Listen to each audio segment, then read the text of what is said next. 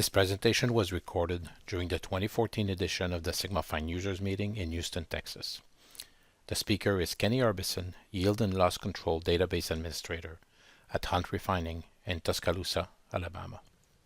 During the presentation, you will hear three important points from Kenny.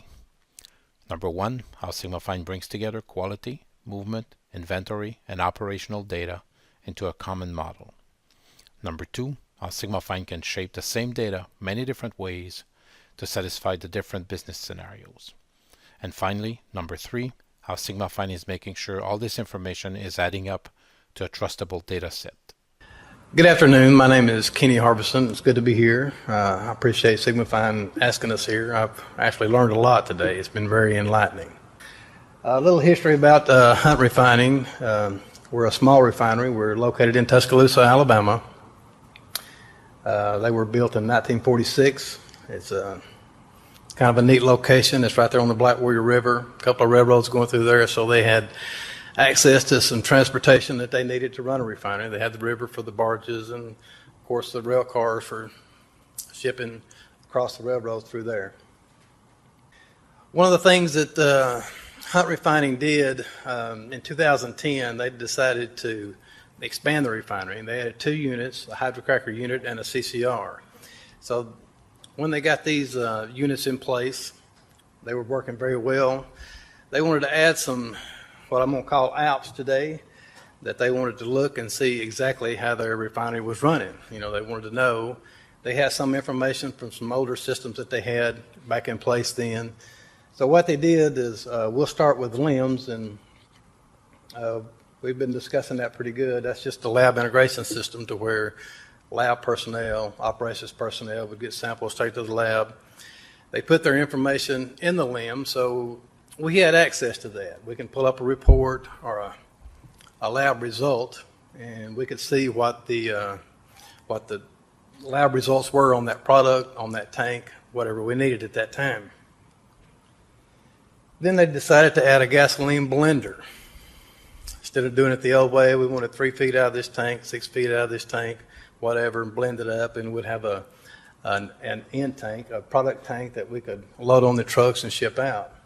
So what they did, they got a gasoline blender that used an analyzer that would actually analyze the components coming in and analyze the product going out, and they would optimize that gas blending system so it would actually tell them how much of each component to use to get the end results. It works very well. Then they come up with this tank information system. They always had their tanks on a DECS screen so they could just see the level in the tank, but mostly that's all it would tell you. With a new tank information system, it would tell you anything you want to know about a tank. The product that was in it, it would give you the qualities of the product that was in it, that would integrate with a LIM system. So they knew all that information about the tanks. That's a screenshot of it. It tells you different things there, the product, how many movements are associated with it, and so on and so forth, the activity of the tank that's going on. So then they decided that when they start moving these products around, they wanted to track it. When they move it from tank to tank, when we're unloading barges, when we're unloading tank cars or loading tank cars or vice versa. They wanted to know what was going on with that. So they added this movement management system. And again, it was a neat system. It gave them the information that they needed and what they wanted. It gives you the start time, stop time, product associated with it, source, destination. It would give you anything you wanted to know about the movement. So they had all these apps in place, and it was a really good system. We could do all kind of reporting from it. So we had the formula for success for the management to know how the refinery was operating.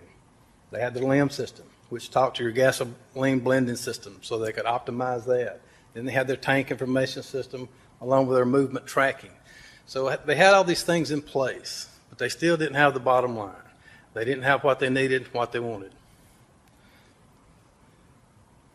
As you can see, we had the applications. They were all tied to each other. We could do the reporting from the tank information, gas blender, each one of these apps. We could do all kind of reports from it and tell you anything you want to know about each of those. But still, we were missing something. So what they did, they brought in Sigmafine. That brought everything together. It would take all the information from the lab, from each out there you see, it would bring all that information into one place. It would bring it into our model. So then we could report and have everything we needed as an end result. We could do our mass balancing, the inventory balancing, projections, anything we really needed to do from that model. The way our architecture was set up is pretty simple at Hunt, but we're set up just like any other place usually. We had our LANs and we had our end connection there. We had our Aspen IP21 server, which we used for our historian. We had our LIM server, we had the ROM server where the other 3 apps reside. So all these servers were connected together. They were talking together, and that's how we got all our information into our model. That's where we could do all our reporting from the AS server, the PI system, and things like that. But that's how it was connected there. From our plant production and yield performance accounting, we got the inventory balancing with a Sigmafine PI system infrastructure. We can see all the data there, and it come into a Sigmafine balance solution. Sigmafine gave us a solution that we needed for our inventory balancing. So what we did was we got the 3 apps of the ROM system, the LIM system, and the Aspen historian. We brought them into our model where we could get all the information we needed in our reports. We used our PI system, our PI server. It's a really great tool for me in Tuscaloosa because anything in the Aspen server or the LIM server, anything that had a tag that had any information associated with it, I could build a PI tag and pull that information. So that works really neat for us. One of the things we use also at Hunt is we have a couple of things and some locations that are not tied in to our network. We are not digitally connected. So sort of like a manual input. Our diamond system, for example, where our trucks come in and out across the scales or using the meters or whatever, that is manually brought in. Also the Allegro system with our sales and invoicing, we also use that, and we use a manual import for that. We had Massimo Opre from Italy. He came in and designed some of this stuff with one of my co-workers there who wrote some Visual Basic software.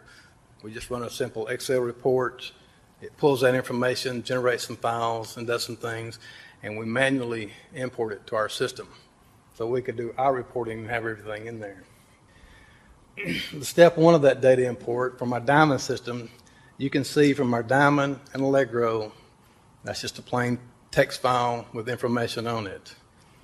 So when we run the Excel report on that, it would generate me Excel reports and also put some more information on the server that the integration framework connector would use and put in the model. The refined data, as you see, it uses pseudometers. We put some pseudometers in the model. It uses pseudometers and populates those so we can do our inventory balancing report from that, and also from the sales. And we simply did our pseudometers from the sales by a location and product code. It was separated that way. These are the 2 files that it puts in the system that the IF picks up on. They're just CSV files. It puts them in a folder on the network and the server, the integration framework. Checks that folder. I think it's set up for every 5 minutes or so. And it goes in there and says, hey, you got any new data for me? Well, when those files get put in there, it sees it. It will process that file and handle the information that way. That way it'll give me my transfers and my sales in a different format.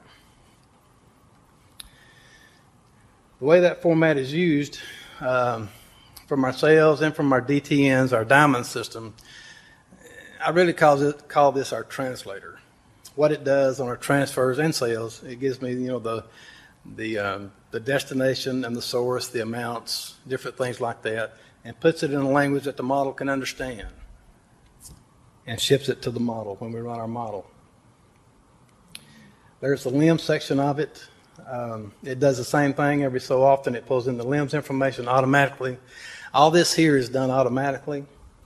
We don't have to manually do this, but you can go in at any time and manually do it if you want to put something in after you ran your model for the day and you forgot something, or maybe something didn't connect or whatever. So you can go in to your IF and manually do your imports, which is really neat in our case. There's your transfers I was referring to earlier. And as you can see over there, I can't really see it from here, but it gives you the source, the destination, the start time, stop time, and every attribute that you need there. And when the model gets it, it puts it in the correct place, and that's what it's used for. The model development at Hunt started 2 or 3 years ago, and what they did, that shrunk up. I know you can't see it, but we used mostly the templates that was in the model, the base standard, and I've added some since then. But the simple model is you bring everything in from the left. That's all your imports. That's where your barges come in. That's where your pipelines come in. It goes through all your refining processes, crude unit, coker, different units that you have in your refinery, and goes out the other side. We use an Excel workbook with the add-ins and the Sigmafine to import and export data. The benefits of it is the accurate information about how the refinery is performing. It gives us really good reports. We standardize on some reports that Ernie did for us. I've added some reports since then. They want to look at different things in different ways. So, sometimes I have 2 or 3 reports with the same information that's presented in a different way. But it works out really well because it is so flexible with that, using the Excel add-ins, that you can do that.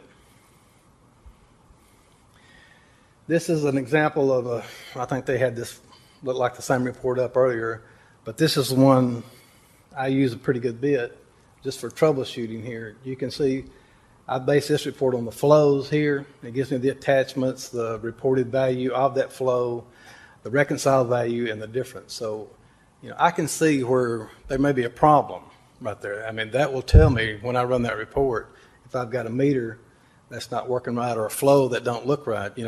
It pops up in there and it sort of just jumps out at you. That's the report I use for troubleshooting any of the units that get out of balance or whatever. It's very helpful, very, very helpful. An example on this report, every once in a while at the refinery there in Tuscaloosa, we'll switch diesel tanks that we're loading out of. We'll switch tank for this or for that. Sometimes that information don't get where it needs to be every once in a while. So I'll run the report one day and I'll look, and I'll have 2 diesel tanks that's way out of balance. And they're just vice versa of each other. So I'll know they switched loading, but the diamond system is telling me they're loading out of their own tank. So I can use this report. I can pull in all the diesel transfers. I can change it and import it back, and it fixes it. It's really a great tool to use. And anytime you want to fix anything like that, or even meters associated with it or anything like that, this is a great tool to use. The areas where Sigmafine is used, of course, is the inventory balancing, production accounting, refinery and material balances, the individual process units and material balances. I use that a lot with our DCS operators. If I see a unit out of balance some, I can look at a meter, I can look at a different unit or whatever, and I can go in there and say, look, you got this meter here that shows me you got 1,000 barrels going in, or you got this unit that's got 1,000 barrels going in and 2,000 going out. And what's going on? And they say, oh yeah, well, we're doing this and this and this. So it's a great tool for things like that. Detection of measurement errors, I've discussed that some. You can see that in your reports also. The non-measured flows calculation, I use that a lot simply because I don't know about you guys, but I don't have enough meters in my refinery. I have a lot of flows that don't have meters. So I use the flow calculation. I set up flows to tell me what's going through from this tank to that tank, or from the docks to this tank, or whatever, where there's no meter associated with it. So those flows really does me a lot of good there in Tuscaloosa. Now, material losses accounting, it works very well. The Sigmafine model and software, to me, is a great tool to tell the management guys, hey, look, we have a problem in the crude unit. This is not, our naphtha unifier is not matching up. And, I can point out areas of concern So, I'm not a refinery expert. I'm not a process engineer. I can just tell them these numbers are not adding up. So they'll get the folks that they need to get, and they'll look at it. They'll check some meters and check some flows, make sure they go in everything how they need to go. So it helps out a lot that way. One of the other things I wanted to mention was I'm not the kind of guy that uses these software applications to where I sit there and wonder, what happens if I change this formula, or what happens if I flip this switch in this software. I'm the type of guy that will change the formula and see what happens. I'll flip the switch and see what happens. And every once in a while you might get in trouble doing that, which I have a time or two. So that brings up a point, is the support I get from these people here. To me, they have been outstanding. Every time I've had a problem, didn't matter what it was, whether I caused it or not, and I've caused a few. Because, I'm not an IT guy and I'm not a network guy, but I like to be out there on the leading edge. So I try things. And a lot of times it works. Sometimes it don't work exactly like I wanted it to. And sometimes it just blows you out of the water. But every time I've called these guys, Sandeep, T, the whole crew out here, they've been just right on it, 100%. And I say that from experience. I'm an older guy, and I spent 20 years in the communications business, and I was a manager with a telephone company. Our main thing was service. Service is important to a customer. Sigmafine gives me good service. They are excellent. I've sent Roberto a couple of emails regarding that, and they've been real supportive. Any questions?